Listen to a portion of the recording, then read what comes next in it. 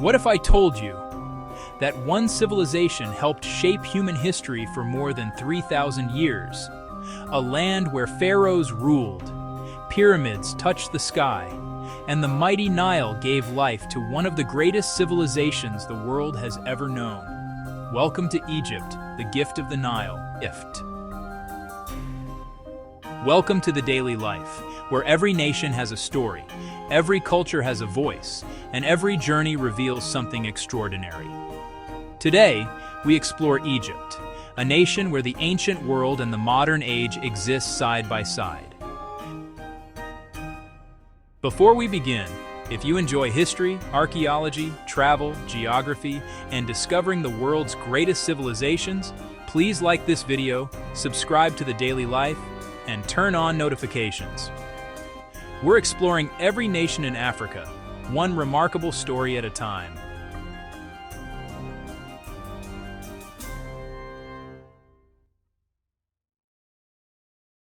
To truly understand Egypt, we must first understand its geography. It is a transcontinental country. The Sinai Peninsula is a land bridge that connects Africa to Asia.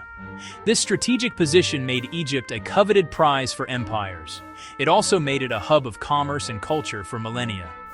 To the north, the Mediterranean Sea, Greek traders, Roman legions, countless travelers. To the east, beyond the Sinai, the Red Sea, a vibrant marine ecosystem. The Red Sea, a critical maritime route. Eastern border, Israel and the Gaza Strip. To the west, the vast Libyan desert stretching to the horizon. To the south, border with Sudan. Deep historical and cultural ties along the Upper Nile. The river flows from the south, a geographical anomaly that puzzled the ancients. Herodotus, 5th century BC, famously, "Egypt is the gift of the Nile." Not poetic hyperbole, this is fundamental truth. Without the river's annual predictable flood, depositing rich, fertile silt, Egypt could not have arisen. The grand civilization emerged from that narrow green ribbon. The river was, and remains, the source of all life. Egypt's geography, extreme contrasts. Over 95% is barren desert, the Sahara. Bisecting the desolation, the Nile Valley, a narrow, fertile ribbon. Nearly all of Egypt's population has lived within that confined space for millennia. Life's rhythm, dictated by the river's flood cycle. Geography also brought abundant natural resources. Riverbanks, fertile soil for agriculture, papyrus reeds for writing, mud for bricks, deserts and hills, stone, limestone, sandstone, granite, alabaster. These were the building materials for pyramids, temples, and tombs.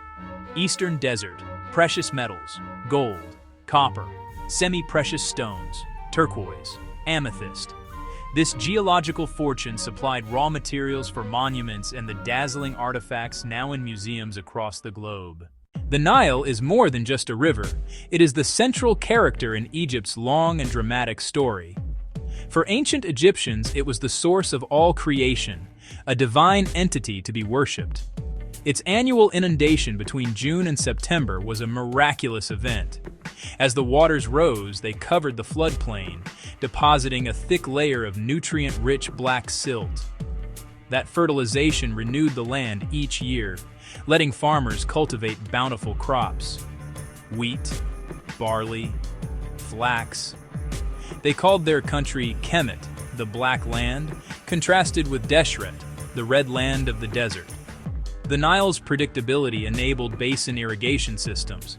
It also led to a precise calendar. Akhet, inundation. Peret, growing and emergence, waters receding. Shemu, harvest and drought, fields dry. That rhythm provided a stable food supply, which allowed social stratification and specialization of labor. It created accumulated wealth and freed a workforce to build pyramids. The river was the nation's primary highway. Boats and barges plied its waters constantly. Grain, livestock, massive granite blocks from Aswan. Those barges unified Upper and Lower Egypt. They let the pharaoh project power, collect taxes, administer the kingdom. The Nile stitched the nation together. Today, the Nile remains Egypt's heartbeat. The Aswan High Dam, built in the 1960s, ended the annual flood. But the river still provides hydroelectric power and a reliable year-round water supply for agriculture and industry. Over 95% of Egyptians live within kilometers of its banks. Feluccas at sunset in Aswan. Bustling river traffic in Cairo. The Nile continues to shape daily life, economy, and identity, a constant presence in a land of perpetual change. Our journey takes us now to the very heart of modern Egypt, Cairo. This is a city of staggering size and relentless energy. A megalopolis where the ancient and the ultra-modern collide on every street corner. Minarets of medieval mosques stand beside gleaming skyscrapers. Donkey carts navigate traffic alongside luxury cars. The air is thick with the calls to prayer, the cacophony of car horns, the aroma of street food sizzling on grills. Home to more than 20 million souls. Cairo is not just the capital of Egypt, it is the largest city in Africa and the Middle East, a vibrant hub of culture, politics, and commerce for the entire Arab world. Within this sprawling urban landscape lies the Egyptian Museum, a treasure trove of history that holds the world's most extensive collection of pharaonic antiquities. Gaze into the golden death mask of Tutankhamun. Stand before colossal statues of Ramses II. Marvel at the delicate jewelry that once adorned queens and princesses. The museum is a sanctuary for over 120,000 artifacts, each one a tangible link to the past. But Egypt's story is not confined to Cairo. We travel north to the Mediterranean coast, to the legendary city of Alexandria, founded by Alexander the Great in 331 BC. Once the intellectual and cultural capital of the ancient world, it was home to the great pharaohs' lighthouse, one of the seven wonders, and the legendary Library of Alexandria. Though the ancient library is gone, its spirit lives on in the magnificent Bibliotheca Alexandrina, a modern architectural marvel, symbolizing the city's enduring legacy. From the cosmopolitan shores of the Mediterranean, we journey to the vast, arid expanse of the Sinai Peninsula, a triangular wedge of land of stark, mountainous beauty and profound religious significance. It is revered by Christians, Jews, and Muslims as the location where Moses received the Ten Commandments at Mount Sinai. At the foot of the mountain stands St. Catherine's Monastery, one of the oldest continuously working Christian monasteries in the world, its walls protecting a priceless collection of ancient manuscripts.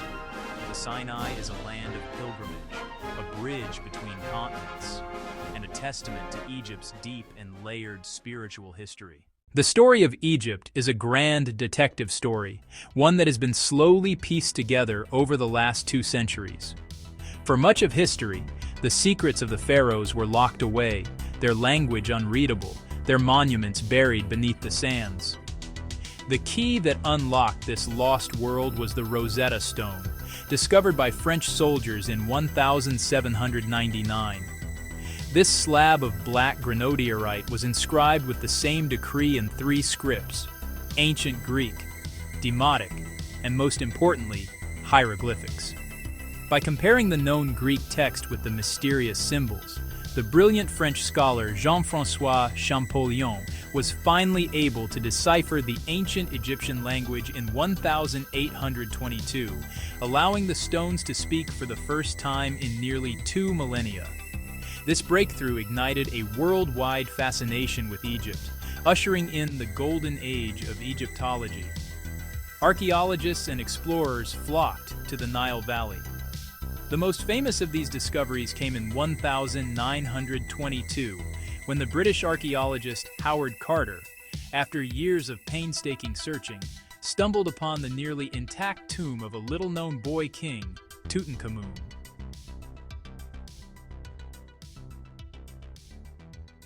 The discovery of his tomb, filled with thousands of golden treasures, created a global sensation that continues to this day. Every new excavation reveals another piece of the puzzle.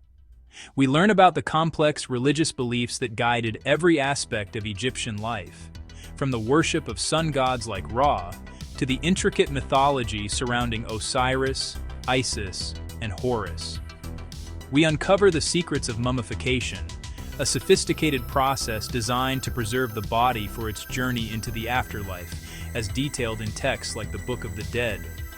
We learn about the social structure, from the divine pharaoh at the top, to the powerful priests and scribes, the skilled artisans and soldiers, and the vast population of farmers whose labor supported the entire edifice of the state. Yet, despite all that we have learned, Egypt still holds countless mysteries. Archaeologists believe that what we have discovered so far represents only a fraction of what still lies buried. What other tombs lie waiting in the Valley of the Kings?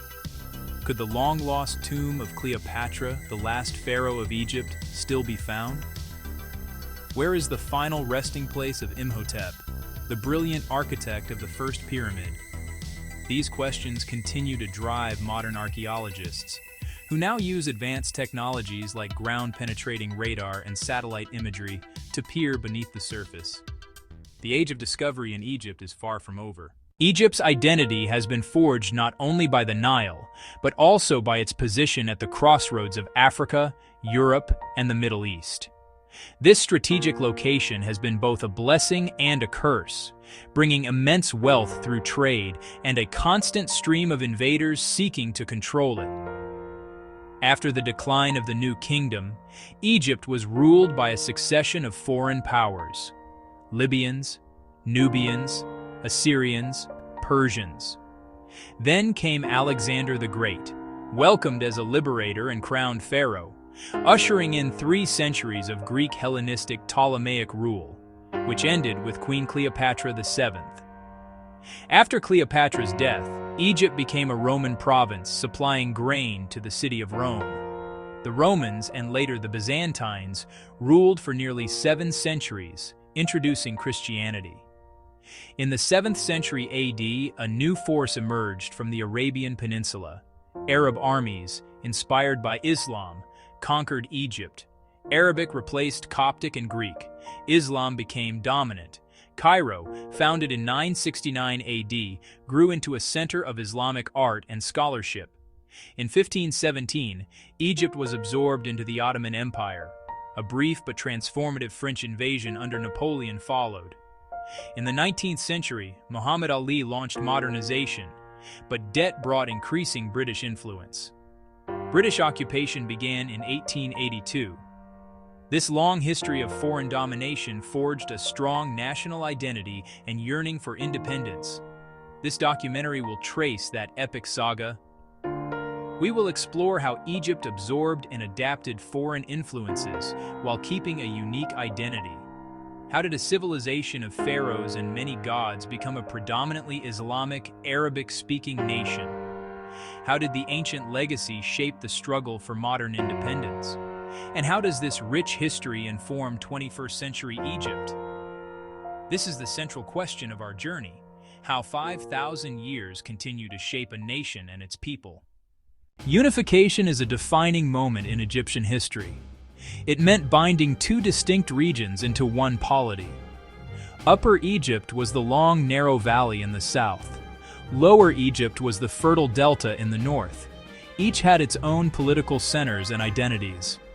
The process of uniting them took centuries, with evidence pointing to gradual conquest and alliance.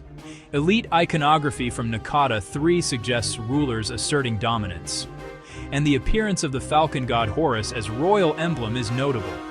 Soon after, signs of centralized administration emerge. Large tombs and royal cemeteries attest to new elite power. Early kingship combined religious power and political power.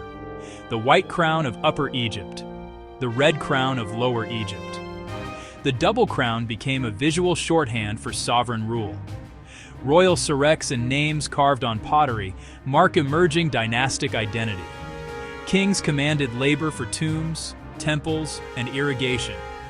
They regulated trade and tribute. Through ritual, they claimed cosmic order. The king's role in maintaining mayat, order and balance, was central. Why did these changes matter? They created durable institutions. Stable administration supported monumental architecture and sophisticated art. It enabled complex religious systems that lasted centuries. The state organized knowledge, calendars, and record-keeping. These achievements allowed Egypt to flourish and endure. The pre-dynastic century was the seedbed for Egypt's greatness. Small villages became villages with kings. Local crafts became specialized industries. Rituals became state religion. In that long, incremental transformation, the essential features of pharaonic Egypt emerged. The river, the crafts, the trade, and the burials together created a civilization that would shape world history. The Old Kingdom is the era of kings who aimed for eternity. Rulers invested vast resources into tombs and cults. It is the period often called the Age of Pyramids. Kings sought permanence in stone and iconography. Monumental labor was state-organized and carefully planned. Large workforces moved stone, carved reliefs, and painted walls. This was a peak of central authority and artistic skill. Administration backstopped these efforts. Provinces supplied grain, labor, and materials. Officials directed quarrying, transport, and construction. Central planning gathered skilled artisans and farmers during the agricultural slack. The state's capacity to mobilize so many people was unprecedented. The message of the pyramids was political as well as spiritual. They displayed power to subjects and neighbors alike. Technological knowledge advanced rapidly. Stone cutting, rope making, and river transport improved. Architects learned to design durable structures. Mud brick cores, limestone casing, and granite chambers were combined. Alignment to cardinal points showed astronomical awareness. The art of measuring and geometry matured in practice. Despite grandeur, the Old Kingdom also faced limits. Droughts and economic stress tested the system. Overextension and internal tensions later contributed to decline. Yet the cultural patterns of royal ideology persisted. Names like Djoser, Sneferu, and Khufu would echo through millennia.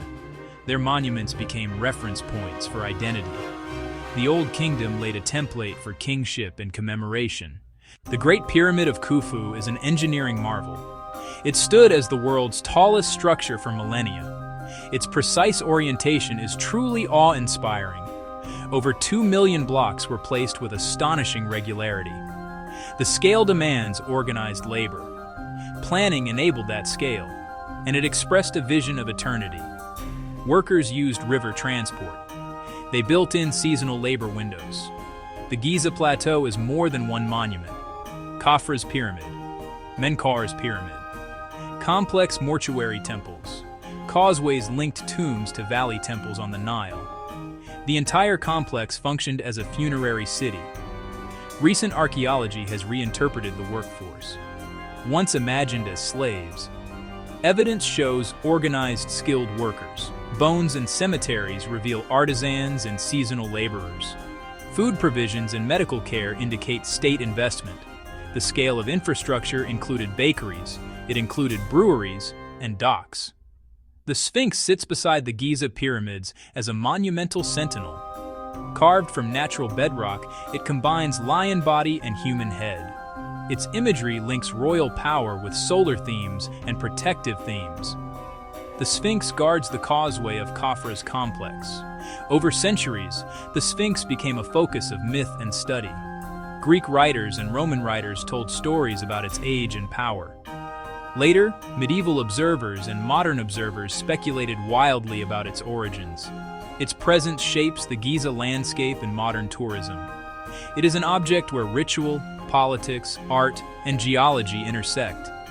Its gaze continues to invite questions about the ancients who built it. No system lasts forever without stress. The Old Kingdom eventually fractured during the First Intermediate Period. Political fragmentation led to competing regional powers. Environmental stress, reduced Nile floods, and economic pressure. Local rulers asserted autonomy and built their own burial complexes. Real power shifted away from a single centralized authority. Yet this collapse was not total chaos. By the end of the First Intermediate Period, reunification began. The Middle Kingdom arose from a polity centered in Thebes and reasserted central control.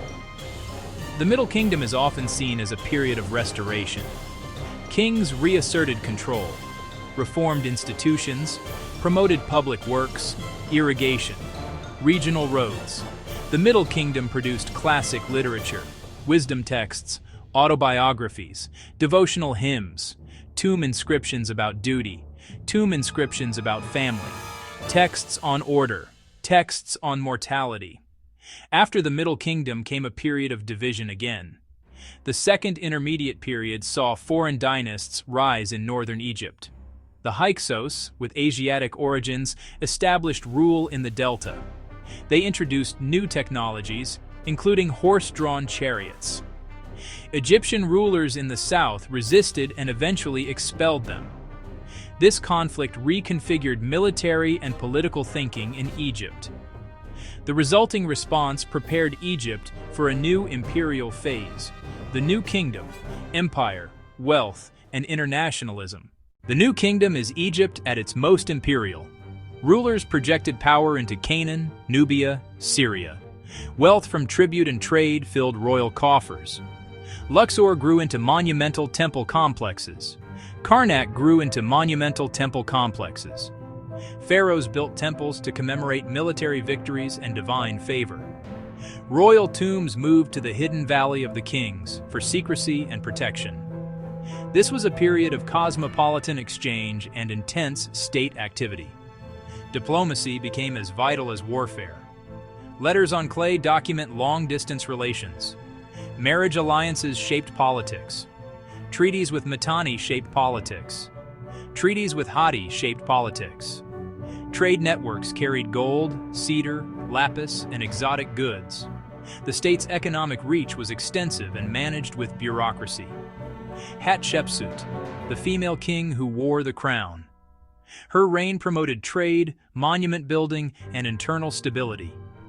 Hatshepsut adopted male iconography when it suited state ideology. Akhenaten, revolution of the sun and its aftermath. He launched a religious revolution, elevating Aten, the sun disk, above other gods. Tutankhamun and the small, famous tomb. His fame rests largely on the intact burial, discovered in 1922. Ramses II, builder, commander, and legend. He reigned for over 6 decades. His building projects include Abu Simbel and grand works at Luxor and Karnak.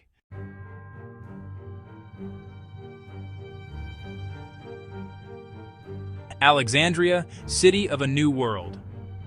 The Ptolemaic dynasty blended Greek rule with Egyptian traditions. After Cleopatra's death, Egypt became a Roman province, Christianity and the Coptic heritage. Alexandria became a major center of Christian thought.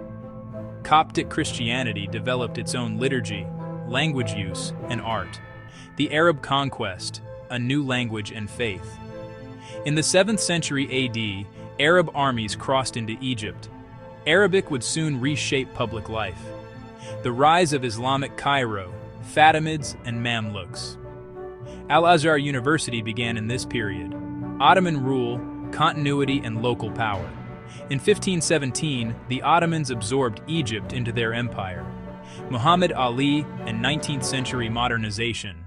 The Suez Canal, Egypt on the global stage, British occupation, and the nationalist awakening.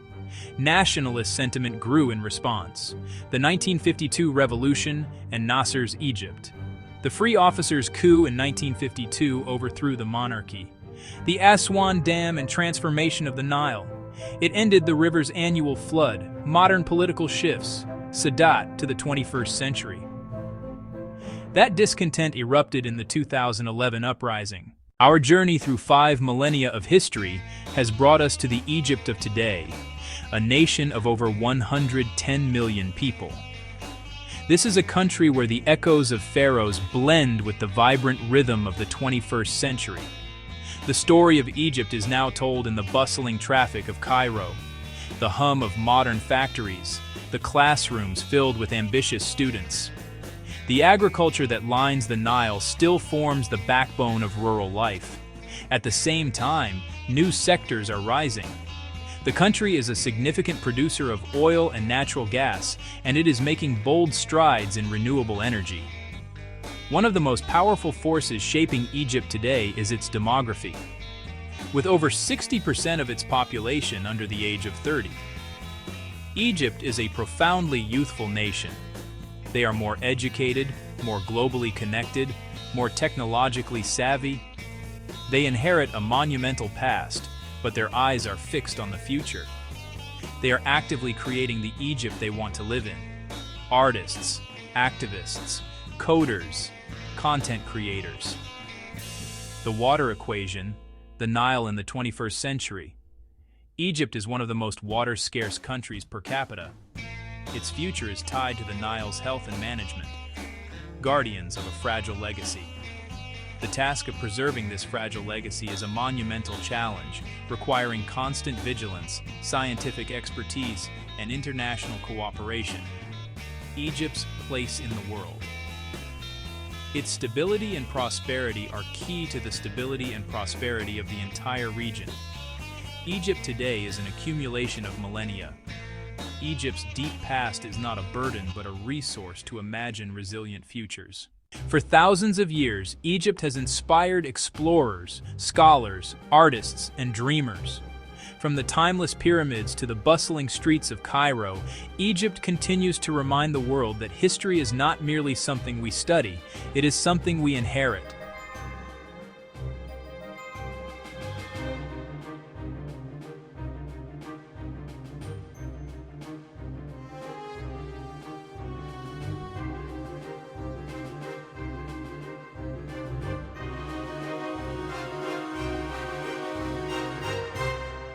Thank you for joining us on this unforgettable journey through Egypt. If you enjoyed this documentary, please like, subscribe to The Daily Life, and share it with someone who loves history, archaeology, geography, or travel. Next time, we travel to the southern tip of the continent to explore one of Africa's most diverse nations, South Africa. Until then, keep exploring, keep learning, and remember, every nation has a story worth telling.